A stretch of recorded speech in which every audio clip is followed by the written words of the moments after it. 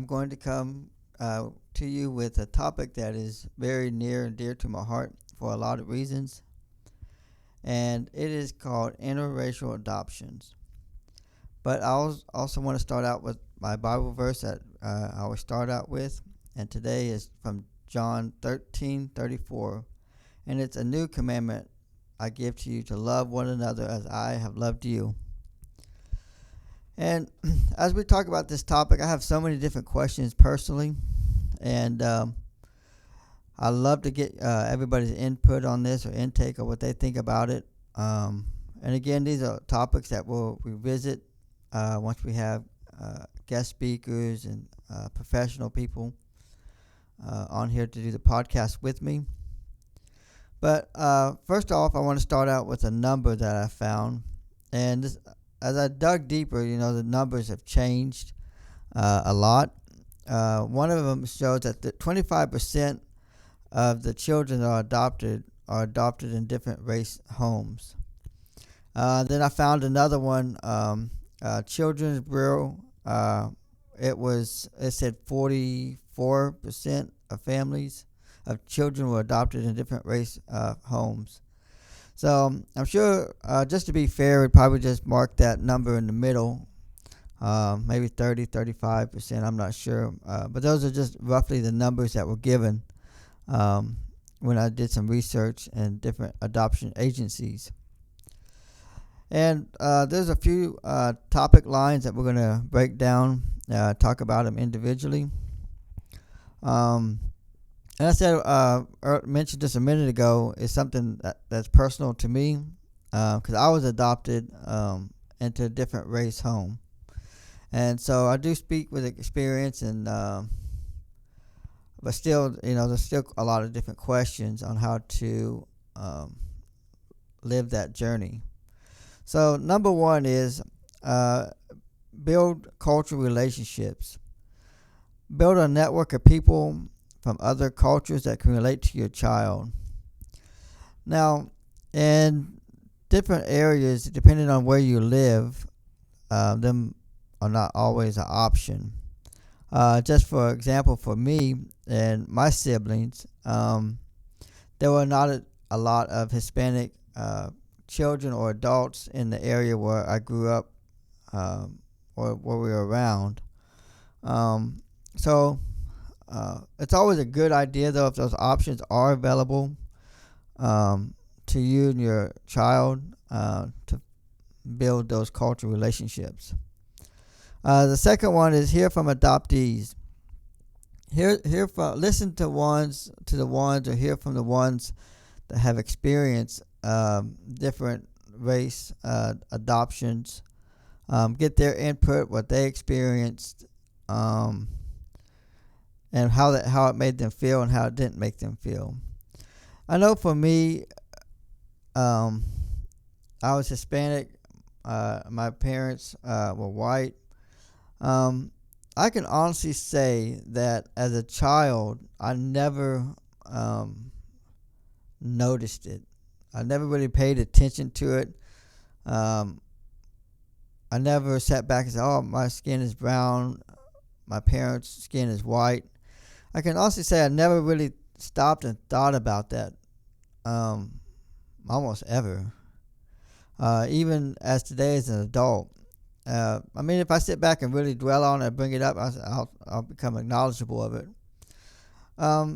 So with that being said, it may other people may struggle with it, and other kids may not. I think it really just depends on maybe how you grew up or what type of environment you're in. I know when I was a child, my parents never made me feel different. My skin colors versus theirs. There was not a drastic change for me emotionally or mentally, and it really wasn't brought up either. And that goes into the next one, the third one. Racism. Acknowledge racism. Talk about it and be prepared. Again, that's something that we didn't talk a lot about in my childhood, And it's not because it was a bad thing. It's just there wasn't a lot of need for it. Just depending on the times that we were in, the environment we were in, the settings that we were in.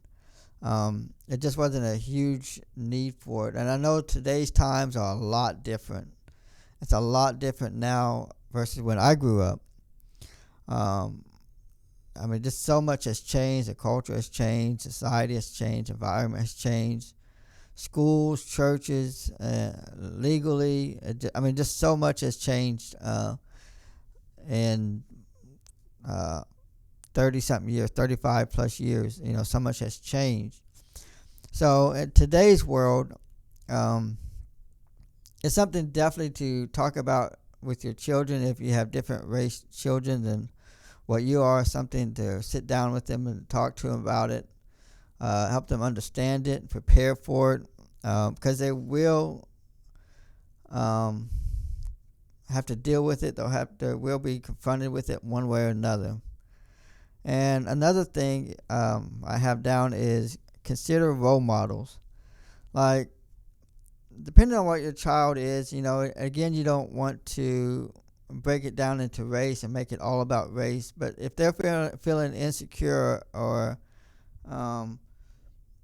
disconnected with the race, find a role model that is of their race and show them what they did and what they didn't do, just to have that role model experience and to learn from it. Give them movies, books. I mean, it would be great if they could meet them, but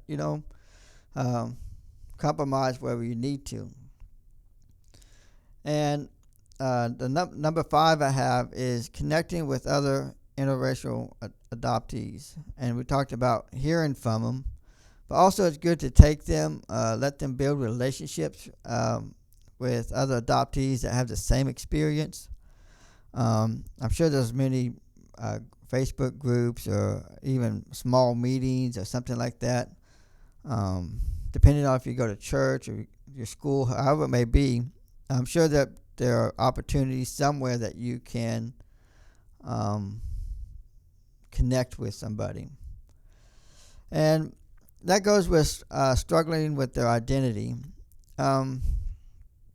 Again, all this depends on your environment and what setting you're in, what type of home you're in, church and school. When they start to struggle with the identity and the questions start to arrive, like, I'm this color, my parents are that color, and you start to wonder, where is it that I belong? Where should I be? And I don't feel like I belong with this group of people, or I feel better in that group of people. It's good to have a balance there to create something that works for everybody. Because it's something that you don't want them to lose their culture, and you don't want them to lose where they came from. Everybody always wants to know where they come from, and rightfully so. So I definitely would find that to be something that you encourage them about, without harming them emotionally or mentally. See where they came from, see where their ancestors came from, see where their cultures are, find out what it is that their culture does, whether it's music or dance or the foods or whatever it may be that their culture does. I mean, it's always really good for them to be able to relate and not exclude them from where they came from. And then also another personal question, a little bit going the other way, is I always find it interesting when people go to adopt kids. How do they determine that they want to adopt this child or that child? For me personally, I've never adopted a child. I've been in the process, but I've never been the one that chooses that child. And it seems like there is a trend going on, and I really hate to call it a trend. I don't like it. There are a lot of white families adopting black babies, or the other way around, and it's always wondering. I always wonder about what is the experiences that they go through of how adopting their child. And it's a dream of mine someday to adopt a child and to experience that of choosing a child. And I wonder if does race come into play with it? Does it not come into play with it? And so that's something I would love to sit down and talk to a parent that has adopted a child out of their race, just to kind of get their mindset, if it even came up in their mindset of, oh, I'm this color, but I'm trying to adopt a child that's color. And if I adopt this child that is a different color from me, what is their background and what is their culture, and am I able to assist that child with their background? So these are some really good thoughts and questions that I've had, and I want to bring it to surface and people to think about it. And also, like I said, mentioned just a second ago about when you are getting ready to adopt a child, put all these things to play, because that child will get older down the road, and they will have questions. They will have questions about where they came from, what race they came from, and can you tell me something about my past, what my people did as a culture? And that's something you want to become knowledgeable about. Study up on your child's background, their culture. Take them to festivals and different places like that. That kind of makes them feel like they are part of their culture and background. So I just think that's something that's really important, especially nowadays, the way the world is going. For that child to be aware of their identity and to feel comfortable with their identity and to be themselves and explore where they came from. So I hope today was a topic that was touched your heart as it has for mine. And so it's something I really enjoy talking about as interracial adoption. But again, until next time, remember, don't be a stranger to a child in need. I can't outrun your love.